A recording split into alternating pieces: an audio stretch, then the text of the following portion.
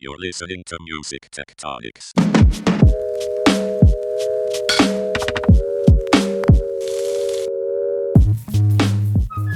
Welcome back to Music Tectonics, where we go beneath the surface of music and tech. I'm your host, Dmitri.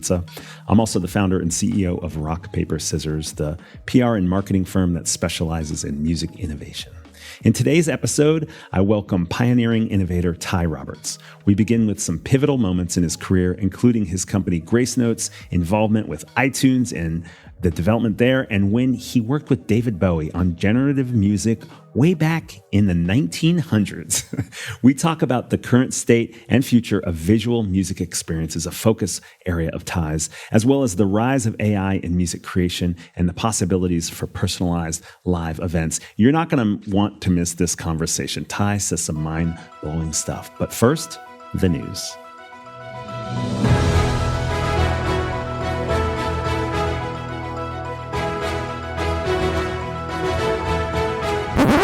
Rock, paper, scanner.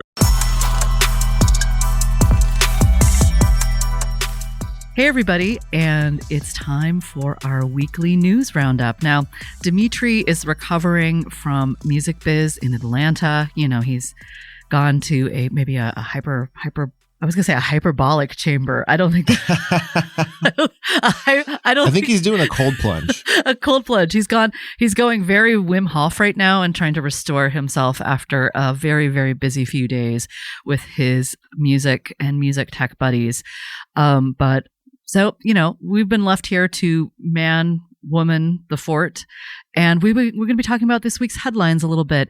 If you love headlines and you want to get a really good overview of everything everyone's talking about in the music, entertainment, tech, and business worlds, all selected carefully, you can go and sign up for our Rock Paper Scanner. And that's where a lot of these headlines I will be talking about today are from. So today with me, I have Jade. Hello. Jade Treeboy, our fantastic new business guru. Who is also in Atlanta. Yeah, but he's somehow, you know, Jade is one of those guys that can just, you give him a cup of coffee and he's good to go. Can really muster. You're a hardcore Midwest musterer. Mm-hmm. Yeah, absolutely. And mayonnaiser. Yeah. Okay. All right, you can tell it's already going off the rails here since the big guy's away. Okay, so Jade, what were some headlines that caught your eye this past week? I know you were pretty busy, but you still had time to scan the horizon. Yeah, something that just came across my desk. Digital Music News Pro Weekly, our tech bros hijacking the music industry. An urgent look at the latest AI developments. Now, to me, that's interesting because I feel like the space has accelerated really quickly due to AI. Yeah. And I wouldn't say that it's necessarily tech bros who are working on some really big solutions. I would say it's actually musicians and music industry veterans that are really innovating here. But I'm not going to be pessimistic about it. Like, if the tech bros want to come in and fix the music industry, like, let's do it. Yeah, there's been a couple waves of people, quote unquote, fixing the music industry. And I don't know if everyone, especially musicians, would agree that their efforts have been fruitful. So this latest round has been pretty notorious for saying things that that are just cringe. I'm sorry, from a music industry perspective, and not as like, and as a musician and as someone who makes cool stuff, I think it's cool. You're kind of like, why would anyone want to make music? It's so hard. You're like, that's the point. You don't make things, you don't express yourself artistically because you want it to be convenient or efficient.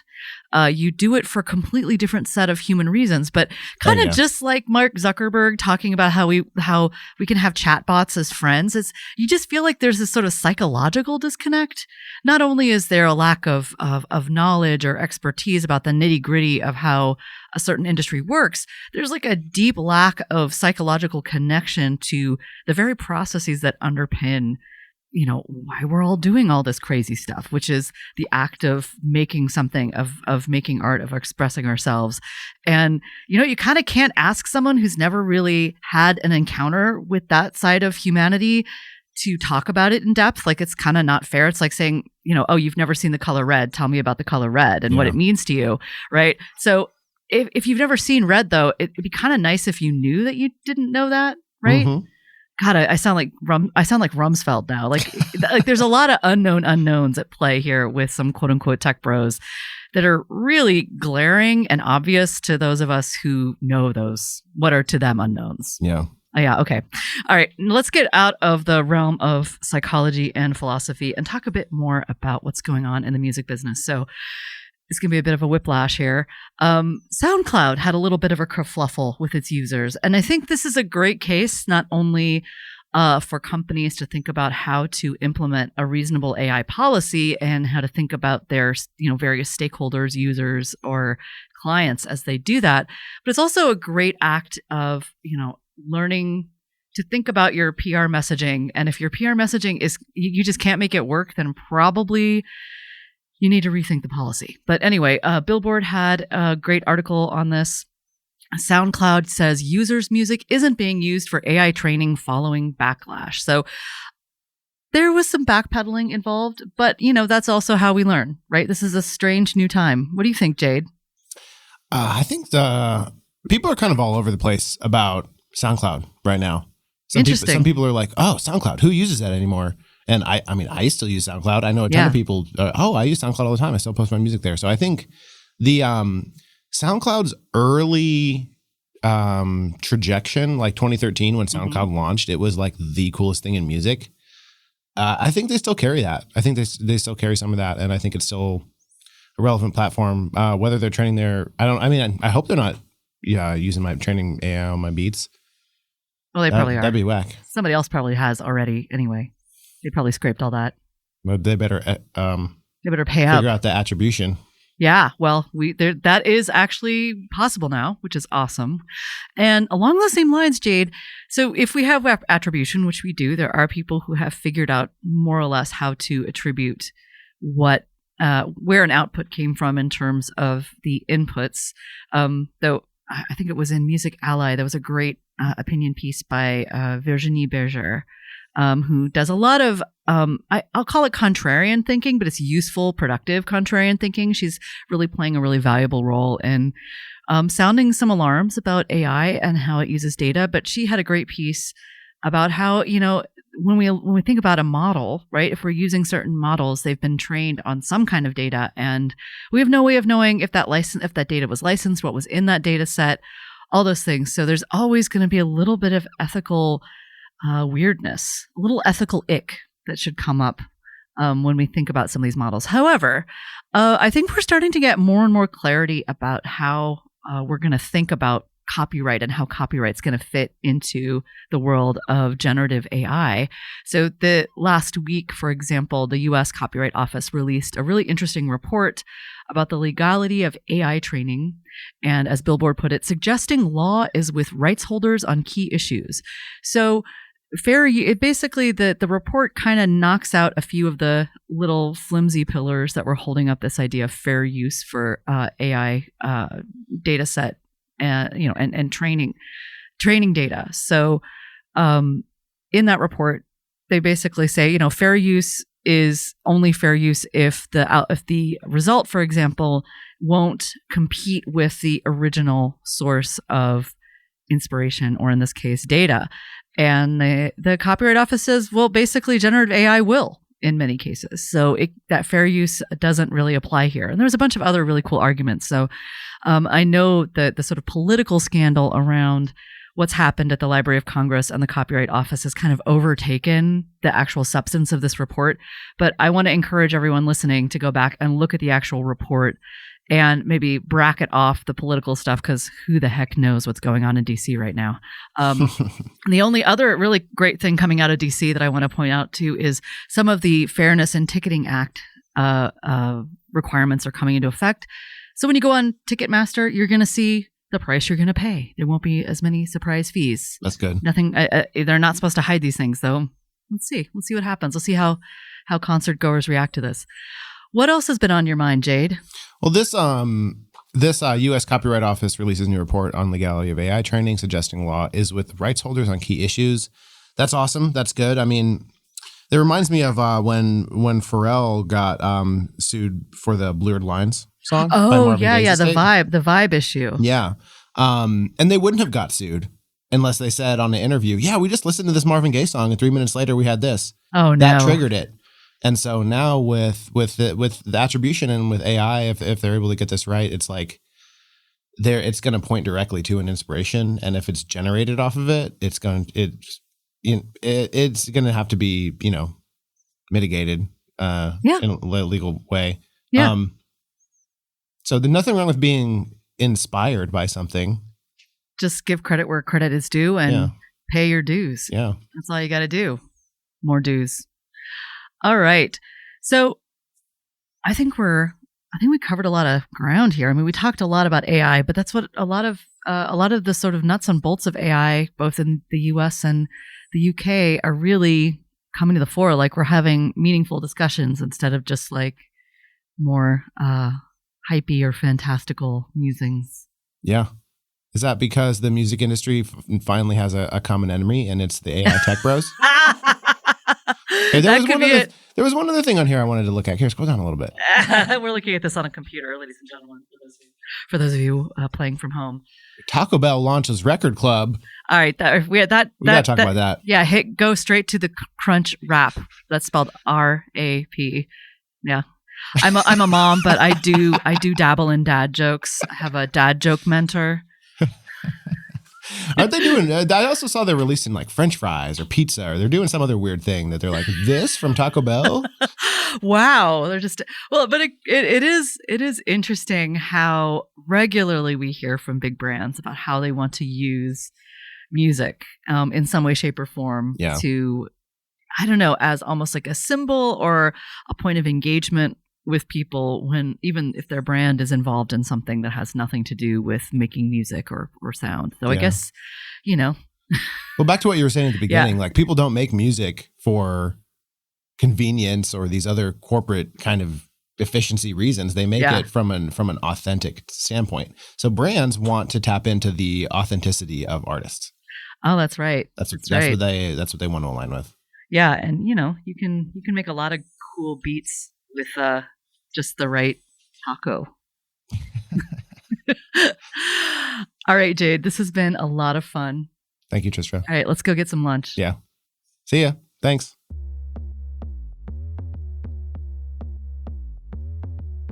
Music Tectonics early bird tickets are on sale now. Head over to musictectonics.com to get yours before the price jump on August 19th. Will I see you in Santa Monica at the best music tech conference of the year? Now for our feature interview.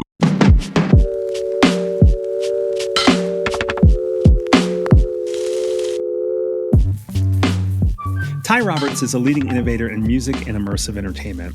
He was the founder of Gracenote, the pioneering recognition company that powered services like iTunes and connected millions of listeners with rich metadata and discovery tools. Gracenote was sold to Sony for $260 million and later to Nielsen for nearly $800 million. After the acquisition, Roberts became the CTO of Universal Music Group, where he championed high-resolution audio and led groundbreaking projects.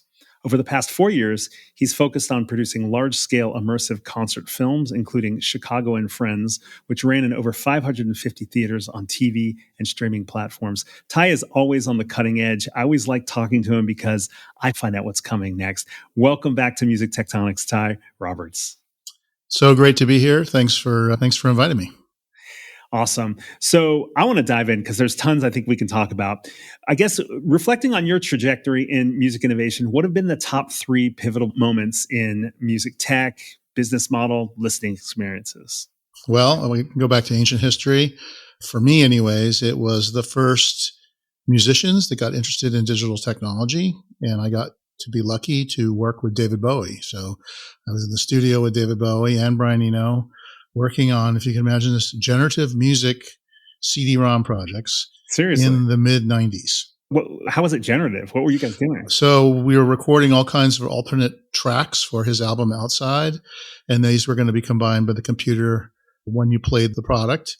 And basically you get a different album every time. And he was really into, him and Brian were really into generative technology. that time. Brian's continued to be in this area. And so this was the first product to do that. Unfortunately, the record label didn't really understand neither the medium nor the idea of generative. So they ended up just putting it out as a linear album. But somewhere in the archives is all the information to do a generative album. Whoa. What year was that ish? 95, outside. Wow, that's wild. Okay, there's one pivotal moment. Okay, yeah, there's one. I think the other pivotal moment is being called down to Apple and being told by some executives there that there was this new product they were going to come out with that was so secret that they couldn't tell us about it, but that we needed to buy a bunch of servers for our CD database. And we were like, what could this be? They were like, well, it's a hardware product, but we can't tell you. And that turned out to be the iPod. And so where were you working at the time? Gracenote was called CDDB at that time. And we had the database that let you rip CDs into your computer, but then also transfer them to your iPod. So technically speaking, our database made basically those early iPods work because they had to get music in there from your CD collection. There was no digital store. There was no way to buy them online. So ripping CDs was the legitimate way for how to do it. This is super fun, Ty. Like, you're an OG, and these pivotal moments have been awesome because they simultaneously tell a story about the industry, but also about your career, which is cool. I asked for 3. I'm going to ask for one more. What's another pivotal moment? The next one was, again, a good Apple story. Getting called. We'd have to go down there for these meetings with the Apple guys who were very nice. Steve would blow in there and ask some questions of some kind. And so he comes in and says, look, I need you to get me the album covers. And I'm like, you have a black and white iPod. Why would you want album covers? It's not going to be black and white forever. I said, okay. How many album covers do you need? We have to go to the record companies. We have to figure it all out. He's like, I need all of them. Whoa. We were like, all of them is a lot, actually. We don't even know if there is all of them. He's like, get me what you can get me and get it for me in 2 months. And that became CoverFlow. So that was basically the first time that album covers were part of digital music products. Again, this was still in the era where you were ripping your CD and then you were seeing the album cover coming from our database, it wasn't inside the CD. Later, when the digital music store became popular and the iPhone came out, then the album covers were inside the music. But at that time, they weren't. So adding a visual element to it. Yes. The only problem was I tried to convince him, I and my coworkers tried to convince him that the back of the album cover was important because that's where all the credits were and all the information about who did the things were. And he said, nobody cares about that. Nobody wants to look at that. And so hence we do not have the backs of album covers. Man, great. I tried. I mean, you were probably like to actually love to see. We tried to explain that in many recordings that this was important. And also there was like the message from the artist. And, many of these were very elaborate, like long, I wrote the album for this reason. So there was a lot of thought put into those album covers in those days. And you can find them online now, but a lot of that was not part of the experience. Even today, if you watch music on the Apple TV or whatever, it shows you the album cover on the screen and then it flips over like it's going to show you the back, but it just shows you the front again. It was designed to do that, but it didn't. I feel like this is the Back to the Future episode. It's like you started with generative music and you ended with CD back. Yes, really, actually, for me, what happened is the internet came along, this thing called the internet. And when we had CD-ROMs, which is where I was in the mid-90s with Bowie, the CD-ROM disc delivered data that's about broadband data rates off of the disc. So we were getting like 150 kilobytes a second. On a double-sided CD-ROM, you get like 300 kilobytes a second right off the disc. So you could do real-time video mixing, all the stuff, the generative music stuff I was talking about. So what happens is the internet comes and destroys the whole idea of the CD-ROM and replaces it with a 3 kilobyte a second, 2.8 kilobyte a second modem.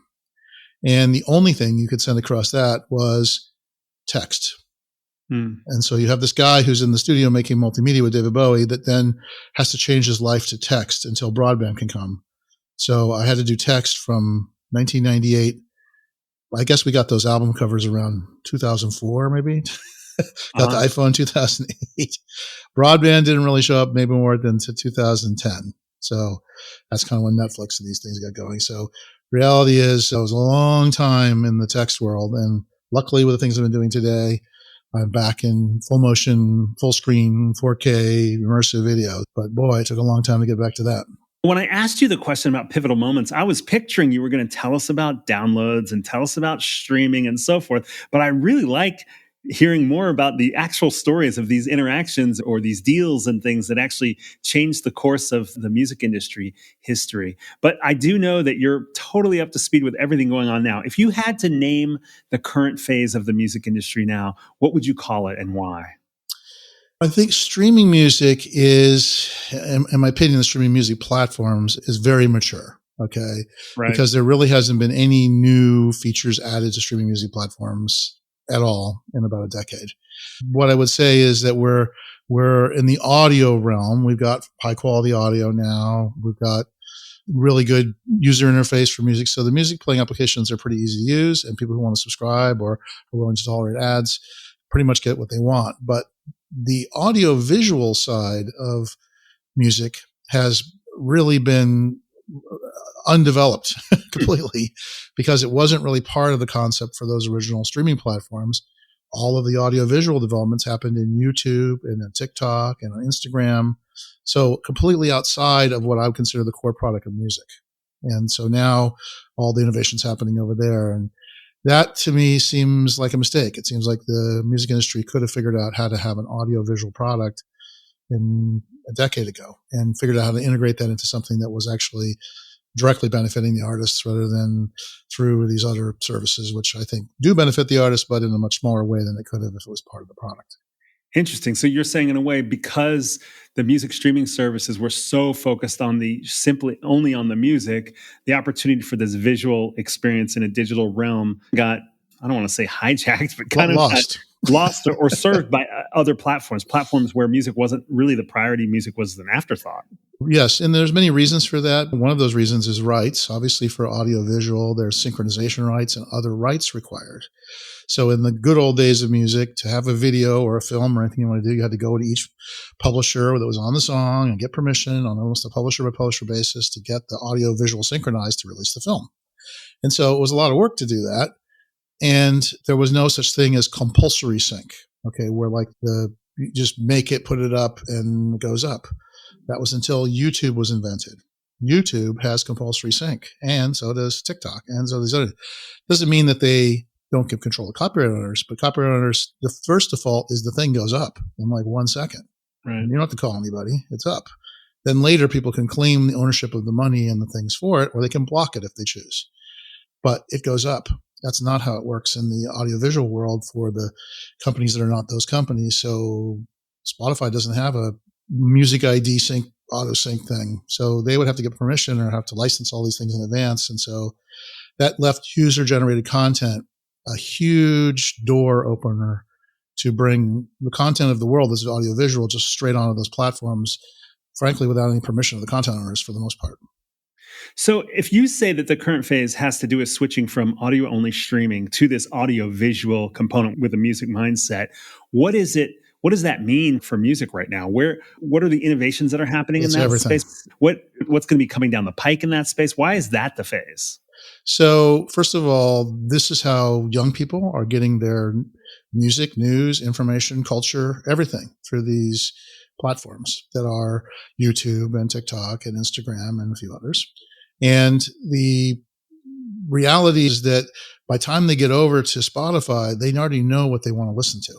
And maybe Spotify has playlists and they have popular playlists that people go to discover things as well. By and large, it's a listening platform, not a discovery platform. Now, when you talk about these TikTok is an amazing discovery platform because it's audio visual, because often the musicians, especially the emerging musicians, post themselves. So they themselves post, they don't have their team post, they post. And it's a direct communication from the fan to the artist with little or no filter. And they make lots of mistakes and they say crazy stuff they shouldn't say, but it's generally pretty authentic. And so that direct voice, audio visual voice, their face, literally, them talking about whatever they're doing, them playing a clip of their song they're developing is extremely captivating. And so even though it's only 15 seconds long, they can also put out little bits of their songs just as they're developing them. Hey, this is the new bridge that I did. Hey, this is this thing. And artists that are very popular today have become very good at this. And the numbers on those platforms are what drive a lot of the A&R decisions at the labels. In other words, they look at your TikTok numbers and your Instagram numbers and your Spotify numbers, but they'll look at those other ones and say, hey, this person's already got 7 million followers and 200,000 people a day are tuning in.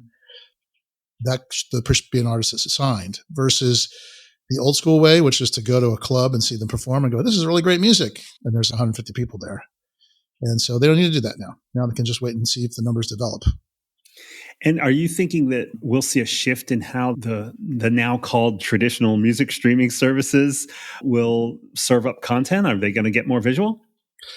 They're gonna try something slightly different, which I think they should do, which is they're going to try to develop an artist tier that's kind of like an artist level subscription. So the super fan tier is what it's called. And so you'll get in that, they have something that you can't really do on TikTok too easily. They could give you early access to work in progress. They could give you early access to tracks. They could give you access to tickets and photographs and other things that the artist could provide directly through their own channel. And some of those artists might move off of those social media platforms we discussed and into this kind of a tier inside the music products.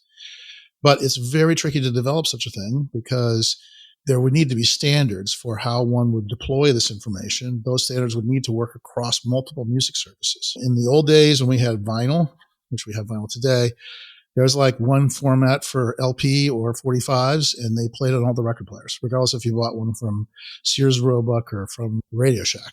And so the reality is, unfortunately, with digital music, these are all data feeds, and the digital music services assemble the product differently in the way that they kind of want. So when you talk about a complicated product, like I just mentioned, a superfan product, how are the industry going to communicate this data and the experience, and the two-way communication is probably part of it, and get that implemented? So that's a big project. I know they're working on it, but it's just how things have evolved. We're kind of in a one-way world on the music platforms. Music goes in there from the labels and comes out, the fans, and this social media world is two-way. So are you imagining that there might be this premium content that somehow labels or artists or managers could deploy across multiple streaming services at once? Like they're going to have to. Spotify and iTunes, Apple and YouTube and Amazon? Yes. I think that's the challenge. They're already doing this in social media because there are tools that allow cross-posting of content. So you can post once with this tool, and then the tool will get the content out on Instagram, out on Facebook. In other words, there's already tools that let artists not have to log into every app and post. But we're talking about something much more complicated in a video clip. And so it's going to be interesting to see. It's really necessary because one of the challenges we also have is that music right now is really hasn't, it went up $1 a year ago or whatever, but it's like Netflix goes up about $1 an hour. I have no idea what Netflix is now. So the reality is that we are not very good at monetizing, I think, what we have. And the superfan could give back a little bit of because it will be more. It might be $20 a month to be a super fan for an artist or something. Yeah. So the reality is it could give back some revenue directly to the artist. It would help the smaller artists because even the smaller artists have 2,000 crazy fans who could pay them $20 a month. That's a lot of money. Right now, there's just no way for the super fans to really contribute more except for buying tickets or merchandise. And there's no way to take care of the whales, or in the old days, they used to call those guys the whales, which I was one of these guys that would come into the CD store and I would leave with like $500 or $1,000 in CDs. Yeah. I would come home and my wife would kick me out of the house. And that was like every couple of weeks. And I'd apologize for buying those things. So there was I'm a guy spending $500 to $1,000 a month. I can't spend that right now. I just have to buy one Taylor Swift ticket, but I can't spend it on her products. Yeah. Yeah, so it's how do you get back to helping fans who want to not only support an artist, but have that kind of... These people were consuming massive amounts of stuff and they were collecting it. And they are doing it today, by the way. Vinyl, as you know, is back. And people are collecting it like crazy. Yeah. I don't know if they play it, but they sure look at it. Yeah, exactly. All right, we got to take a quick break. And when we come back, we have to talk about another pivotal moment we haven't talked about, really, AI. We'll be right back. Join the Music Tectonics team online May 28th at 10 a.m. Pacific, 1 p.m. Eastern, 6 p.m. UK time for our next seismic activity, Artists' Careers in a Parallel Universe. We'll be joined by creators Clara Venice and Vivek Agrawal to hear how they're leveraging new technologies, building brand relationships in this new landscape, and monetizing their networks. Register for free and learn more about our monthly Seismic Activity online event series at musictectonics.com. Okay, we're back. Ty, I did not expect any of your answers. This is great. It's exactly what we need on these kinds of conversations. AI is transforming music creation and raising questions about IP, licensing, and monetization. Are you pro AI? Are you anti AI? Where do you see the intersection of music and AI in the next 5 years? I have to say I'm pro AI because I don't think there's any way to avoid it. It would be like saying I'm against the internet. By the way, new things like the internet cause mass disruption. Some of it good, some of it bad. AI will be the same. Yeah. And the trick is to try to figure out as a society how to minimize the bad stuff and maximize the good stuff. And the bad stuff is exactly what you opened with, which is creators need to be respected and need to be remunerated in some way. And the industry is going to work its way through that somehow. I don't know how it will ultimately work out, but I feel it will.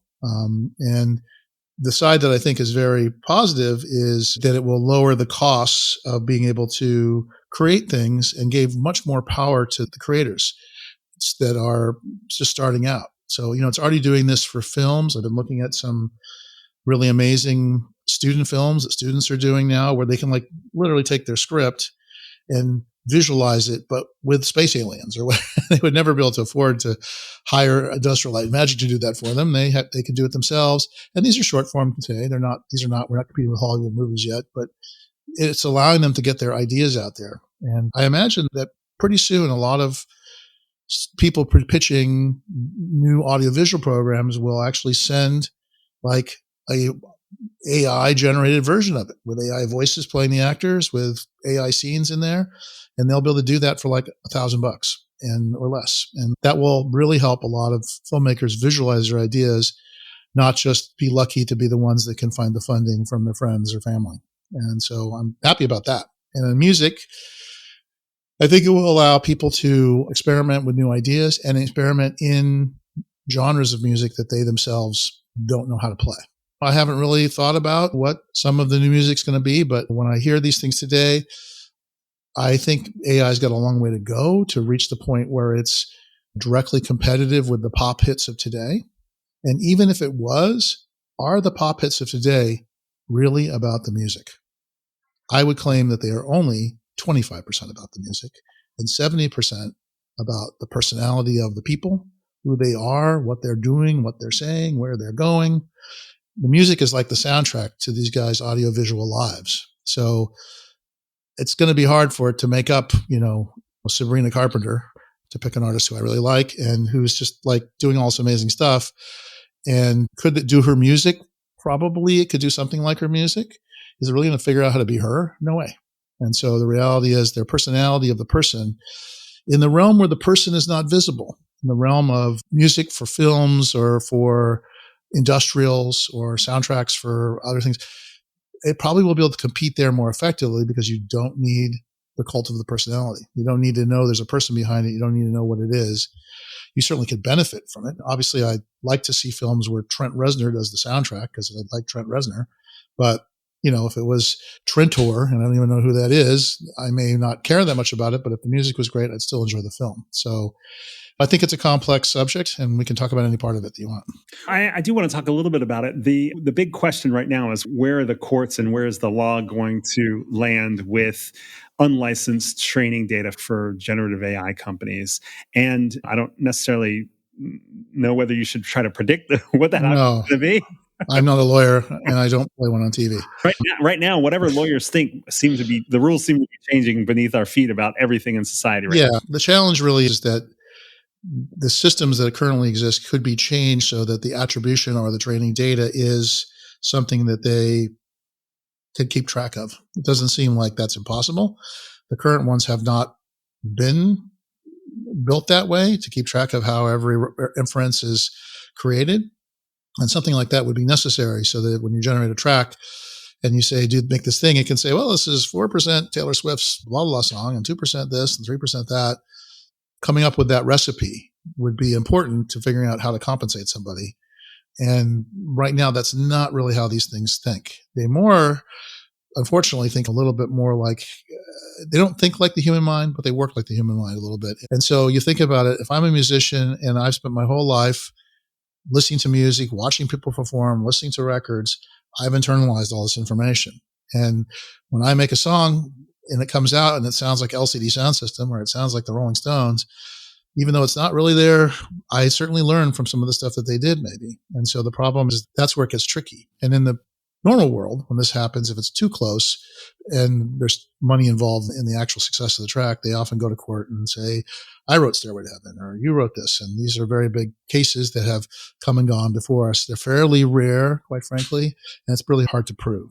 So I think a better tactic of not trying to prove it that way with AI is to get these systems to create the attribution data as part of the platform. And it seems like it should be technically possible. I'm not an expert in how to make a scalable system like that, but it would be something that I think would help society if we could really do it.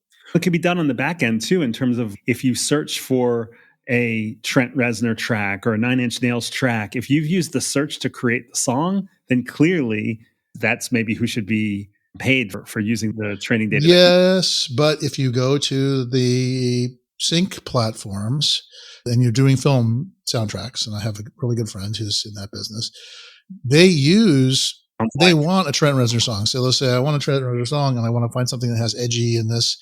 And then they'll find the small independent guy within the studio who's getting something that sounds like that. Yeah. Because ultimately in a film, I think you probably know this, but like a scene with a song in it, if it's 15 seconds, it's a huge long time in a film.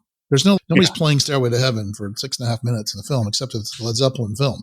So they just want the feeling of it, right? And so the question is that something that AI is going to be able to do, and how are we going to compensate people for it?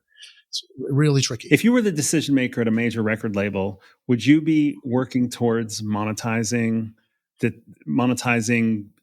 generative AI outputs, or would you be working towards trying to stop them from using? I think trying to stop it is, like I said, would you rather try to stop Google or make Google? Right. Yeah. Well, so the answer haven't is, succeeded at making Google in the past. Right.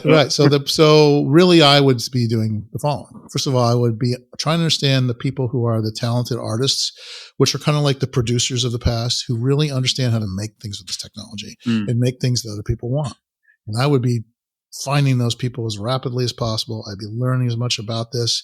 I'd be trying to figure out what my unique angle and secret sauce to this is. I, of course, would be working on the side, trying to get attribution and payment working properly so that I can get out there. But like, I would be the master of AI. Well, you'd build your own generative AI on the content that you have the rights to, so that I'd have the best generative AI the world's ever seen. I love it. That's great, Ty. You keep twisting me upside down. I love it. This is awesome. I want to change gears. You have a lot of background also in high-tech live events. I'm curious if you can tell us a little bit about what's the status of mixed reality, high-tech live events, domes, avatars, all that. Where is it heading? Let's break it down to 50. At the time we're recording this, Coachella was just last weekend. Okay. And so anybody who watched the Coachella Couchcast, which essentially is YouTube broadcasting Coachella, both weekends this year, which was truly fantastic. Certainly much easier on my feet and my lungs. I hate to say it as a slightly older person than the many times that I went there. But what I saw and what I was watching was a very interesting thing. First of all of the stages now are massive LED powered audiovisual displays. Okay. Mm-hmm. It was very rare to see an artist. First of all, very rare to see a band. There weren't very many bands. There was a lot of artists and a lot of people with backing tracks with a giant visual show, which was truly fantastic. And what's changed about that is that the artists of today, these pop artists of today, have to be the masters of their visual show and on an epic scale, like on the screen that's for 200,000 people. That's 60 foot tall, all wrap around. And there's the people who understand how to do that. And then there's the people who are on the stage with the generic backing loops that the AV crew can throw up for you because they didn't come prepared with media. And just a world difference. I was amazed at Charlie XCX. This is like one woman with a vocoder on the main stage with a massive audiovisual display and lights, insane beats, essentially singing her heart out and dancing and doing whatever she's doing. It's one person on that stage with the amplification of that system. Held the audience. They loved it. So the reality is, yes, there were Lady Gaga with, 30 dancers and a massive, super well choreographed display. Again, all audio visual. And the biggest change that I see in this is that because of YouTube and the other broadcast networks, Hulu, I think, does Lollapalooza and others, they're producing 2 shows now. It used to be the video at the live performance was only for what's called IMAG, for blowing up the artist so people way in the back could see Lady Gaga's face. They are doing that, but they're producing for the at-home audience now I'll call it Grammy Awards level TV special for Lady Gaga. And it's multi-camera. It's got people on stage. It's all 100% shot blocked. In other words, they had to work with her in a warehouse before she ever even got there to figure out all the camera moves. So when they drop that thing at Lollapalooza, the at-home audience is seeing everything exactly as she imagined it. And they know exactly where she's going to be at every shot. They can't have a guy with a Steadicam with 30 dancers just wandering around. He'd be run over. So all of that was thought in advance. And so I would just say is in the live entertainment realm, it's all about AV, baby.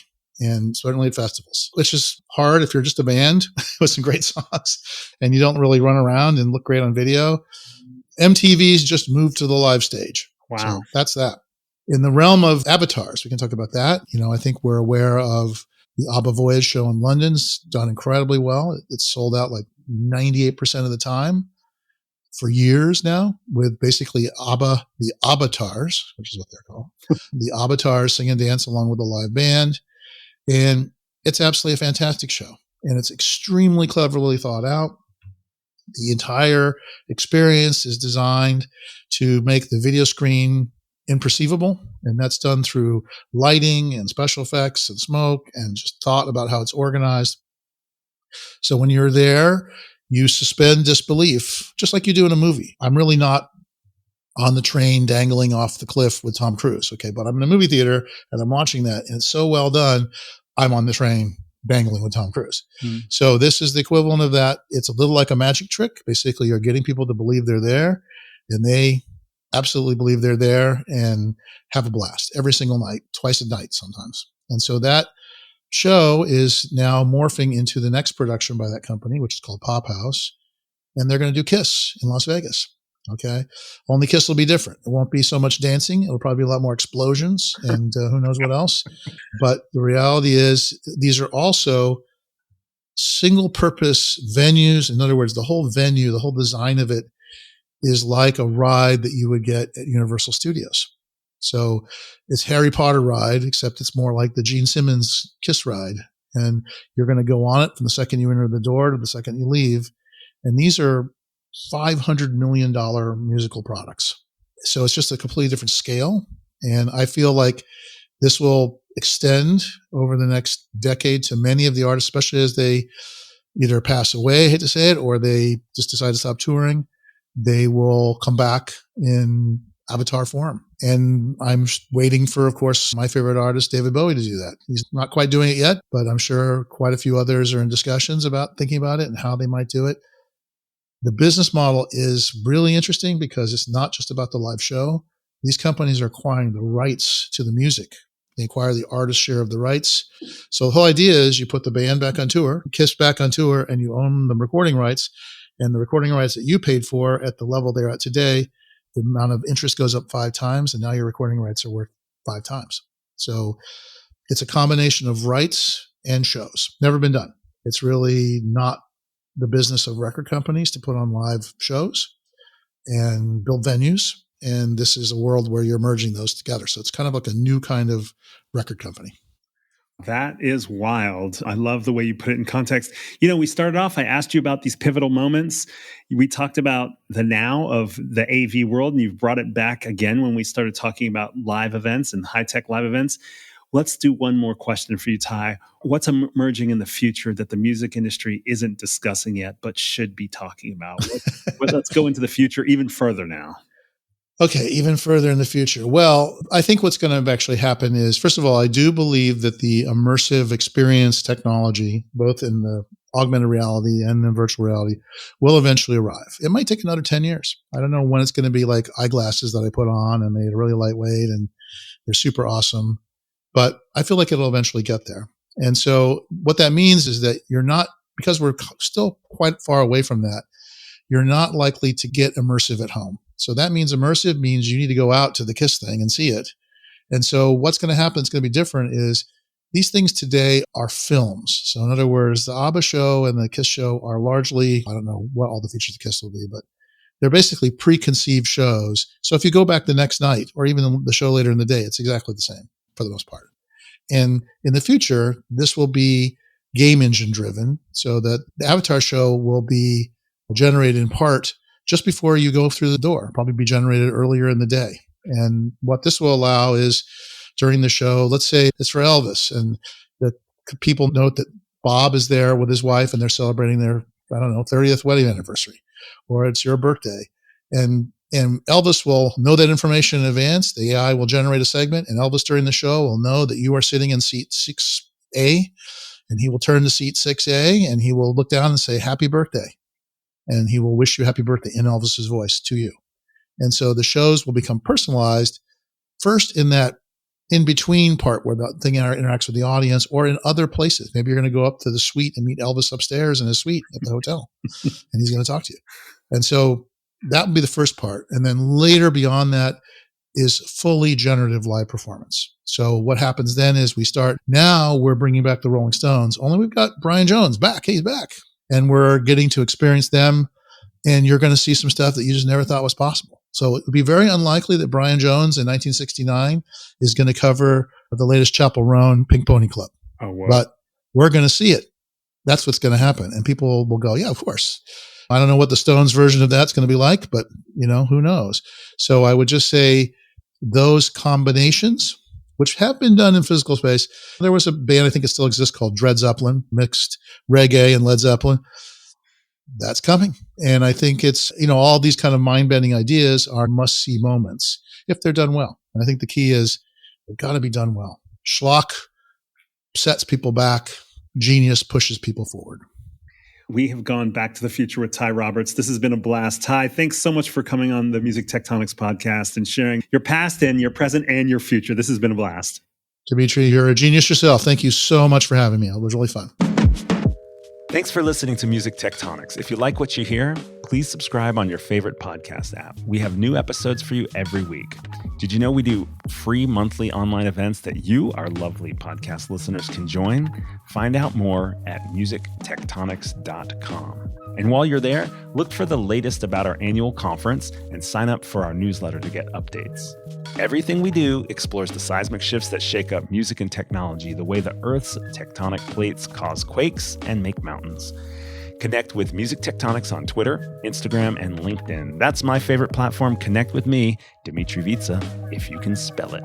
We'll be back again next week, if not sooner.